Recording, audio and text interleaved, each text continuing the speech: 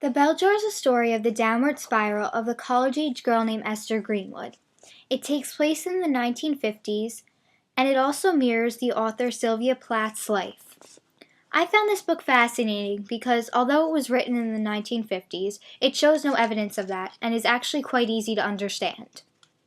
I was also intrigued by the way the author says the story from her perspective and uses her own personal experiences to describe events in the novel. The protagonist of the novel is Esther Greenwood, a 19-year-old college student who gets the opportunity to go to New York City along with 11 other girls to work on a fashion magazine for a month. By the end of her trip, she feels like the only thing she's truly good at is winning scholarships and awards.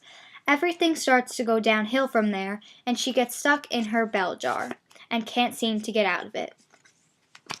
The antagonists of the novel include Buddy Willard, Dr. Gordon, and Joan. Buddy Willard is one of the men that Esther has dated. He's hypocritical and is one of the reasons that Esther has such strong views on marriage and children. He is the reason she doesn't want to get married one day, because he believes that all women must get married and have children and become housewives. She does not want to do that and wants to pursue a profession when she decides what she wants to be. Dr. Gordon is also another antagonist of the novel. He is the first doctor that Esther sees about her mental illness. She wants someone that'll listen to her and give her advice and just get her through this time in her life. Dr. Gordon doesn't do that and uses an easy fix of just pushing her into shock therapy straight away. This does not help her and is actually pretty painful. Joan, another antagonist, is a woman that used to date Buddy. Joan and Esther have always been competing with each other, and Joan unfortunately makes her a little uncomfortable at the private hospital. The main conflict in the story is Esther's progressing mental illness. Esther's depression had many factors leading up to it. It all started at the internship in New York City. She feels lost and lonely and that she didn't have a plan for her life. Society also played a role in the conflict of the story. In that time period, women were supposed to settle down after marrying and having children, and that's not what Esther wanted for herself.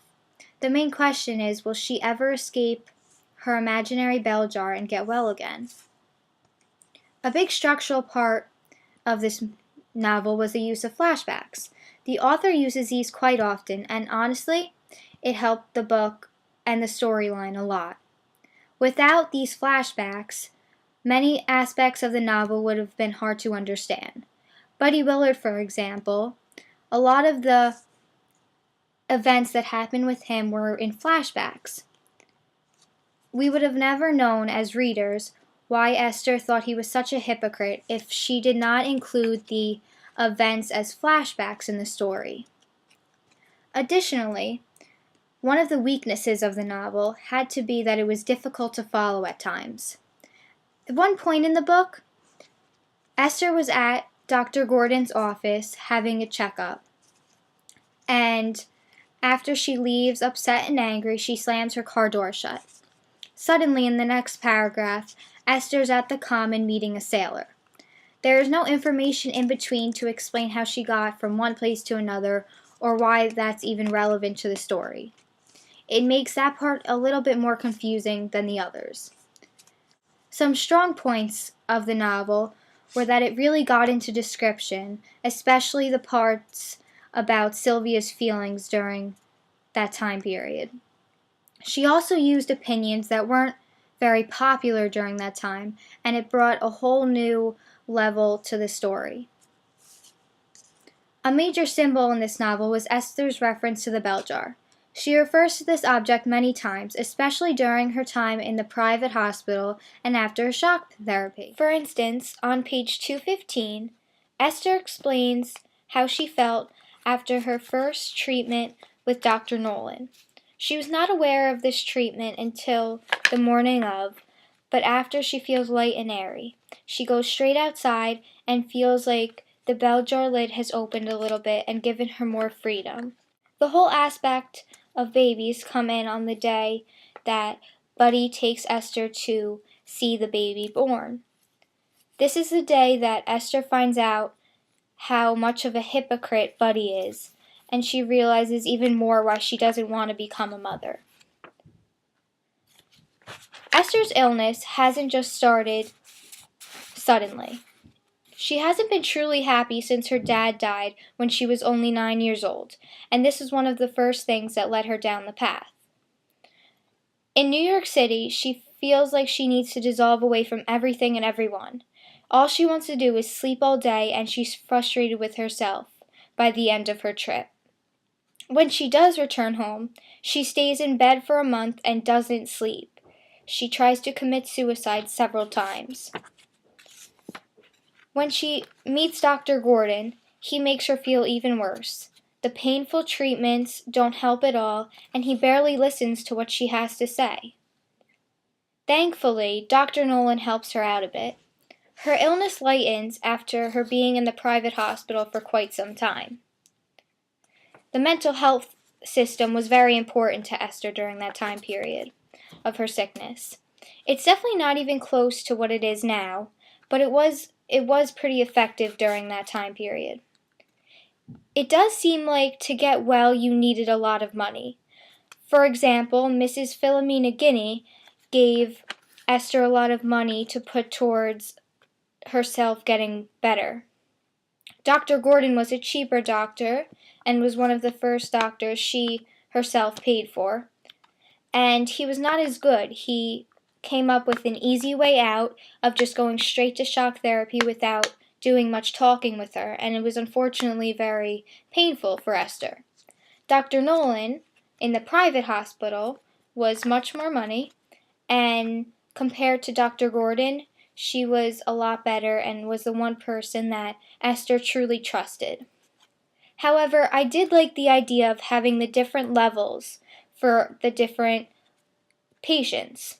If patients were more crazier or more depressed than others, they would go on the bottom, which was called Y-mark. And the other two levels were called Belsize being the best and Kaplan being in the middle. Significant settings throughout the novel. One, of course, being the first place we see Esther, is New York City. Everything starts to fall apart there, and she realizes she doesn't have a plan for her life. She starts to realize that something is truly wrong with her, but she doesn't know what and can't explain it. When she returns home for the first time, she sleeps for so long, and she always feels lousy. She tries committing suicide a couple times, but to no avail. At the private hospital, it's a much more helpful setting. She begins to trust her doctor and gets slightly less depressed. After her treatments, she gets a break from seeing people, which is really important. When Esther's mom visits her on her birthday with a bunch of roses, and Esther doesn't even know it's her birthday, her mom gets really upset, which doesn't help Esther at all. The woman's role in society during the 50s was to get married, settle down, have children, and spend your days taking care of them and your husband. Esther specifically states she doesn't think she wants to be like Dodo Conway, and on page 221 she explains more about how she doesn't want to be under a man's control all the time. I believe Esther is ready to leave the hospital after her interview with the doctors. It is almost a year at that point, and I think it's her time to leave. Too much longer wouldn't have benefited her anyways, and she even vaguely says that maybe one day her depression will return. This is very possible, and keeping her in a hospital won't keep her from being upset. Joan presented that after killing herself, even though she was near the private hospital at the time. Esther's future may never be completely content and perfect, but she could have tried hard to make it work. She had a lot of people that cared for her, and that could have gotten her through this rough patch in her life. As I know, Sylvia Plath decided to end her life after writing many poems and this novel that I read in my class. I overall enjoyed it, And it was a slow beginning, but after her homecoming, it really picked up, and it was a great book. It was interesting to read a college level book in my 8th grade honors class, but I felt challenged and I liked that. I was happy that I received the chance to read and analyze this higher level book.